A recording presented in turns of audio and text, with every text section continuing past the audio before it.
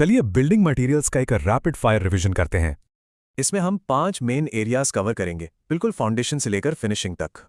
शुरुआत करते हैं फाउंडेशन से, यानी पत्थर और ईंटों से। एक अच्छे पत्थर की पहचान है उसकी मजबूती और स्पेसिफिक ग्रेविटी 2.4 से 2.8 के बीच।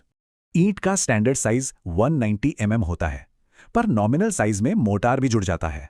याद रहे, एक फर्स्ट क्लास ईंट की कंप्रेसिव स्ट्रेंथ कम से कम 10.5 मेगापास्कल होनी चाहिए।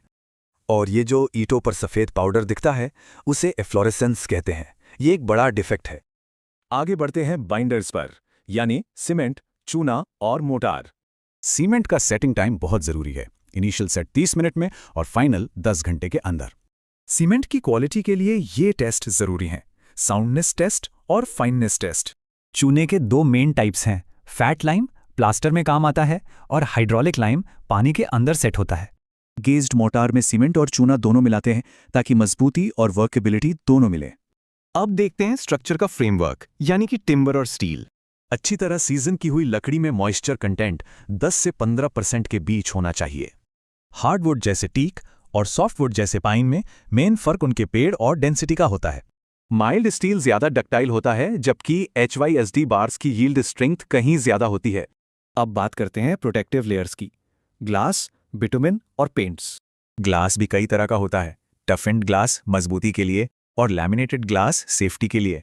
बिटुमिन को पेनिट्रेशन और सॉफ्टनिंग पॉइंट टेस्ट से जांचा जाता है। इसके कटबैक और इमल्शन टाइप्स भी होते हैं। एक पेंट की प्रॉपर्टी उसके 5 मेन कंपोनेंट से बनती है। इन्हें जानना बहुत जरूरी है। और आखिर में बात करते हैं कंक्रीट और कुछ दूसरे इंपॉर्टेंट फैक्ट्स की। कंक्रीट को मजबूत बनाने का एक ही तरीका है, सीमेंट ज्यादा और वाटर सीमेंट रेशियो कम। एग्रीगेट में फाइन और कोर्स के बीच का फर्क 4.75 mm की छलनी से तय होता है। और ये कुछ रैपिड फैक्ट्स: जिप्सम सीमेंट में रिटार्डर का काम करता है और फ्लाई ऐश एक पोजोलैनिक मटेरियल है।